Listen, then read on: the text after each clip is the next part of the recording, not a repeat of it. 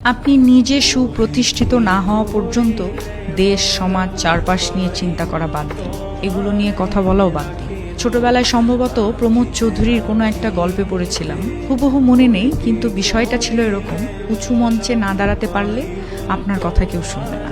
সারাদিন কথা বলছেন, মন্তব্য করছেন, প্রতিবাদ করছেন, প্রতিক্রিয়াশীল হয়ে তেলে বেগুনে জ্বলে উঠছেন, কখনো সুশীল সেজে বিশ্লেষণ করছেন, গোয়েন্দার রূপ ধরে অনুসন্ধান করছেন, কোনো লাভ নেই।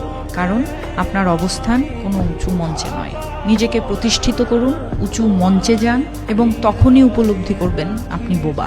আপনার ভেতরে ভয়, পদ হারানোর ভয়, মঞ্চ হারানোর ভয়, আরাম আয়েশ রঙিন জীবন, সেলুট, পুলিশ, প্রোটোকল, স্যার, জি হুজুর, গাড়ি বাড়ি, আপনি ভেসে গেছেন।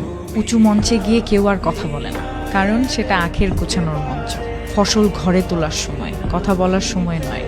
উঁচু মঞ্চে গেলে কেউ কথা বলে না, আবার মঞ্চের নিচের লোকের কথা কেউ শোনে না। এভাবেই পৃথিবী চলছে, এভাবেই চলবে। এরপর আপনার বিদায়। অযথাই এইসব চিৎকার চেঁচামেচি, বদলানোর কিছুই ছিল না, বদলানোর কিছু নেই। শাসন করে মূর্খ, চোখ রাঙায় দলবল, বিদায় পরিচিতা আকাশ ক্লান্ত। তার কাছে যাই।